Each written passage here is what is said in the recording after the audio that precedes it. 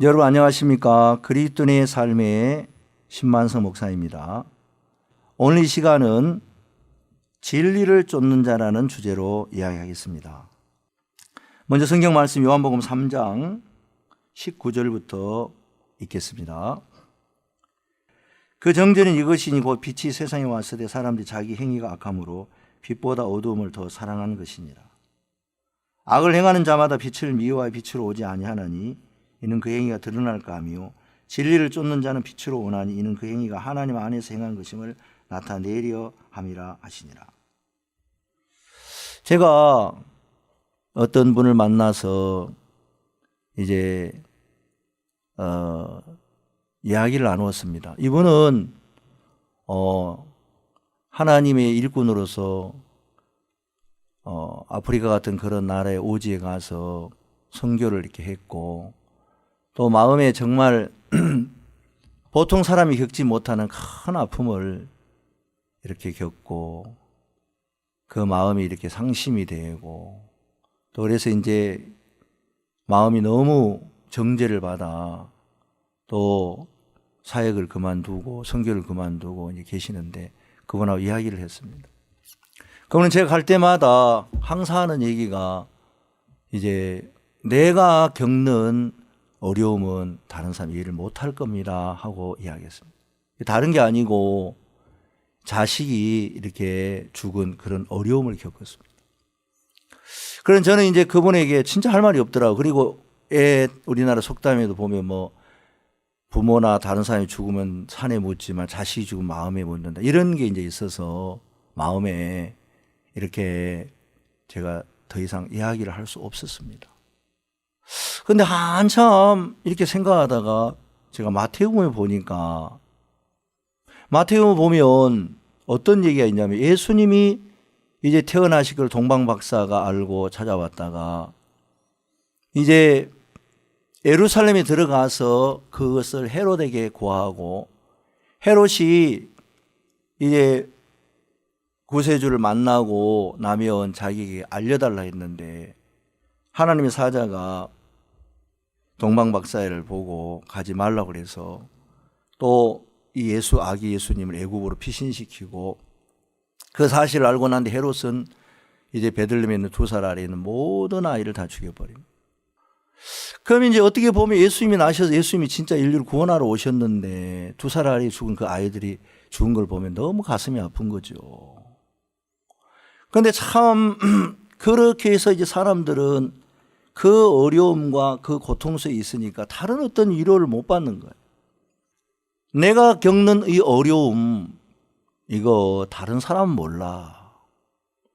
저도 이제 한 9년 전에 암에 걸렸습니다. 처음엔 잘 몰랐는데 병원에서 이렇게 있다 보니까 암 걸린 사람이 참 많이 있더라고요. 근데 사람들이 나는 이런 암 걸려서 저런, 아이고 그건 암도 아니야. 내가 걸린 암은 도저히 이거 고칠 수 없는데 나는 이 암에서 나았어. 그러니까 이제 사람들이 암에서 나아가지고 하나님 은혜를 입은 건 좋은데, 어떤 사람 마음 안에는 이런 거는 다른 사람이 전혀 겪어보지 못하는 건데 나는 이걸 겪었어. 사람들은 내 마음 절대 이해하지 못해. 나는 자식을 잃었어. 이 마음 절대 이해하지 못해. 그러니까 이제 마음에서 사람들이 어떻게 보면, 성경은 사람들이 보면 거짓되다 그랬고 악하다 그랬고 추하다 그랬고 인간이 정말 아니다 그랬어요. 그러니까 성경 다윗을 보니까 다윗도 압살롬을 잃어버렸고 암논을 잃어버렸고 또 밧세바를 위하여 동침해 난 자식이 이렇게 있는데, 이런 어떤 아픔을 겪고 다윗도 있는데 그 다윗이 그 아이를 살려달라고 간절히 기도하는데 하나님이 죽여버리니까 다윗이 그 슬픔 속에만 있는 게 아니고 일어서서 목욕하고 기름을 바르고 다시 가서 일을 하더라는 거예요.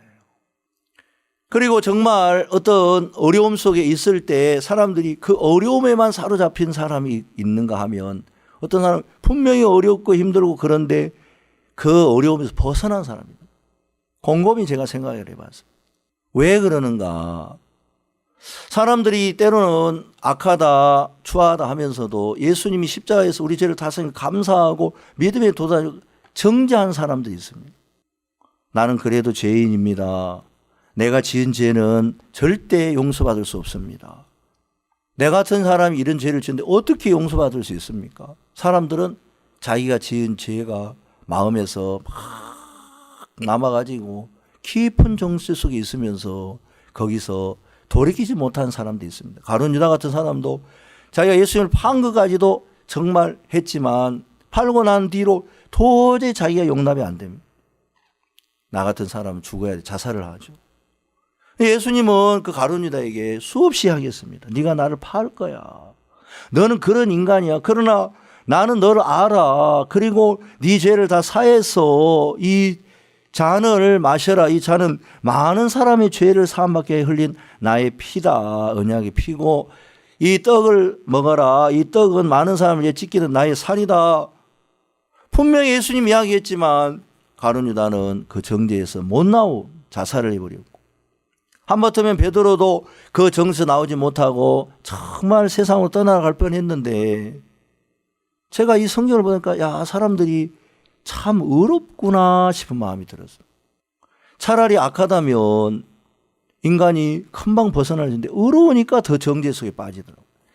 여기 요한복음 3장에 보면 19절에 보면 그 정죄는 이것이니 곧 빛이 세상에 왔을 때 사람들이 자기 행위가 악함으로 빛보다 어둠을 더 사랑한 것입니다.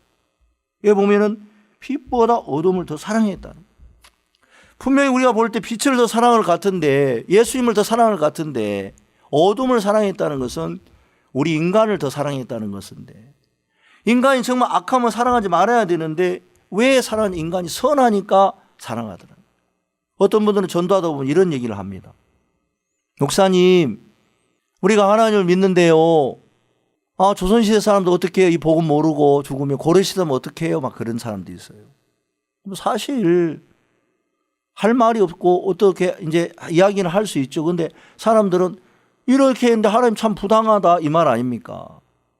고려시대 태어난 애들, 아무것도 모르는 애들 지옥 가면 어떻게 하냐 이거죠.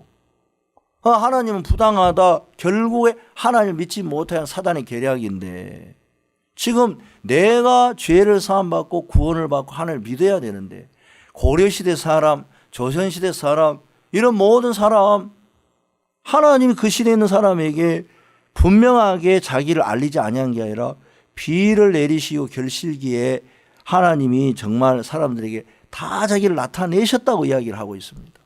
그럼 하늘나라 가서 하나님께서 다 우리에게 하나님 불의하지 않으시니까 정확히 말씀하시 이야기해 주실 건데, 지금 내가 구원을 받고 거듭나고 죄사함 받고 하나님 자녀가 되면, 그러면 성령을 거듭나면 되는데, 그런 것으로 인하여서 사람들이 예수님을 배척한다는 거예요. 그건 뭐냐? 사람들이 더 의롭다는 것입니다. 빛보다 어둠을 더 사랑했다는 것은 내가 의롭다. 나는, 다른 사람들은 뭐 자식 죽어도 나 같은 거하고 달라. 많은 사람이 자식이 죽어도 어떤 사람은 그것 때문에 진짜 자기 악을 발견하고 내가 정말 형편없는 인간이구나. 하나님이 정말 또 하나님 내 뜻을 알 수 없죠. 나는 틀린 인간인데, 악한 인간인데 내가 뭘 압니까? 하나님 당신이 아시죠 하고 나를 내려놓고 가면 되는데, 하나님보다 더 어려운 사람은 그걸 이해를 못해. 하나님이 내 자식을 죽였어. 나는 진짜 하나님께 마음을 닫았어. 하나님이 왜 이런 일을 했어? 하나님보다 그 마음에서 의로운 마음을 가지고 끝까지 버티고 하나님이 주시는 직분을 버려버리고 그냥 어려움 속에 절망 속에 있으면서도 내가 당한 이걸 아무도 이해 못해 하는데, 처음에는 제가 야 진짜 그렇지 어떻게 이해가 되겠어, 맞아. 근데 오늘 성경으로도, 그분들은 다 성경을 압니다. 목사님 성경에 가면 다 풀어지지만 이건 도저히 안. 그러니까 이분들이 처음에는 제가 이해가 안 가고 어렵고 진짜 뭐 했지만 나중에 보니까 이분들 참 어렵구나. 그래서 제가 이야기했습니다. 자네는 너무 의로워. 자네가 최고라고 생각해. 다른 사람들은. 목사님 언제 제가 그런 얘기를 했습니까? 자네 생각해봐. 자네는 늘 하는 얘기가 다른 사람은 이해 못할 겁니다. 자네가 당한 일만 최고라고 생각하지. 아니야. 어떤 사람은 자식이 준 것도 슬프고 어떤 사람은 아내가 준 것도 더 슬플 수도 있는 것이고 어떤 사람은 부모가 준 것도 더 슬플 수도 있는 것이고 달라. 누가 만들었겠지. 자식이 준 거면 가슴이 묻는다고. 물론 그건 더 사람들 마음에 그렇게 하고 경험하고 있기 때문에 했지만 하나님의 세계에서는 어떤 사람은 그렇게 안 해도 다 해요. 그 암 걸린 사람이 이야기해야만 암이 낫는 건 아니야. 암에 안 걸려도 얼마든지 사도 바울이 결혼을 안 했지만 결혼을 한 사람도 마음을 대해서 정확하게 성경에 훨씬 결혼한 사람보다 더 정확하게 하나님 지혜를 가지고 성경에 기록해 놓은 걸 보면 자네는 꼭 이런 사람들 이야기한 것만 듣고 나처럼 이런 어려움을 당한 사람만 위로해 주지 그렇게 생각할지 모르겠지만 그건 세상의 마음을 가진 사람들 이야기고 하나님을 바라고 성경을 믿는 사람들은 이 말씀 안에서 그런 이치를 안 당해도 자네 말씀 앞에 돌아오면 좋겠다고 이야기를 했습니다. 제가 그러면서 이 요한복음 3장이 참 그렇구나. 19절에 그 정전이 이것이니 그 빛이 세상에 왔을 때 사람이 자기 행위가 악함으로 빛보다 어둠을 더 사랑한 것이다. 어둠을 훨씬 더 사랑하는 것. 거짓된 우리 인간을 훨씬 더 예수님보다 더 사랑하기 때문에 자기가 당한 게 최고로 중요한데 사람을 하나님 말씀에 거짓되다고 이야기했습니다. 우리가 좀 진실한 것처럼 보이고 또 우리가 정죄를 하면 그래 정말 저 사람은 그래도 자기 모습을 알아야 할지 모르겠지만 예수님이 우리 죄를 사했다 그러면 정죄를 해야 되는 것이 아니고 감사합니다. 나는 정말 이 죄를 도저히 해결할 수 없고 씻을 수 없고 안 되겠다고 생각했는데 하나님 예수님으로 말미암아 내 모든 죄를 다 씻었네요. 감사하고 기뻐하고 진리를 앞으로 와야 되는데 진리 앞으로 오지 않고 어둠을 더 사는 나의 죄는 씻을 수 없어. 나는 이 죄에 대하여 내가 심판을 받아야 되고 저주를 받아야 돼. 이렇게 어렵고 자기 나름 자기를 하나님보다도 더 깨끗하게 생각하는 사람들이 있다는 것입니다. 정말 자기가 악하면 예수님의 은혜를 받아야 되겠죠. 선하니까 정죄를 당하더라는 것입니다. 저는 처음에 이 사람 왜 이렇게 정죄 솔직하고 너무 근데 선하니까 정죄를 당하죠. 하나님 이미 인간을 향하여 거짓되다고 말씀했는데 정죄를 당할 필요가 없는데 그 사실을 알면 정죄하는 이유는 어두움을 빛보다 사랑하고 자기가 이제 더 죄를 깨닫고 예수님 십자가에 흘린 피가 내 죄를 사했어도 그거 필요 없어요. 나는 내 죄에 대한 벌을 받아야 되겠습니다 하면서 예수님을 더 무시해버리고 그 사람은 훨씬 하나님이 하시는 계획과 뜻보다도 자기가 훨씬 더 잘나고 선하고 뭐하기 때문에 이제 정말 그리스도인들은 그리스도의 삶 속에서 이런 세계를 발견하고 있습니다. 성경을 통해서 사람들은 악하고 더럽고 추한 게 문제라 생각하지만 실제로 악하고 추한 건 아무 문제 안 됩니다. 그러나 사람이 정죄를 당하고 악한 것은 자기를 하나님보다 더 낫다고 생각하기 때문에 21절에 진리를 쫓는 자는 빛으로 오나니 이는 그 행위가 하나님 안에서 행한 것임을 나타내려 함이니라 하시니라. 예, 하나님이 말씀했습니다. 인간 악하다고. 하나님 알고 계십니다. 그래 너 나를 부인했어.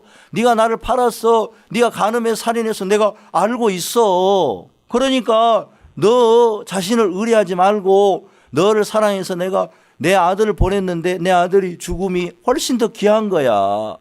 그리고 이 빛 대신 내 아들이 너의 모든 죄를 사서 영원한 생명을 줬는데 그 사실 좀 믿으면 안 돼? 주님 그렇게 말씀하고 있다는 것입니다.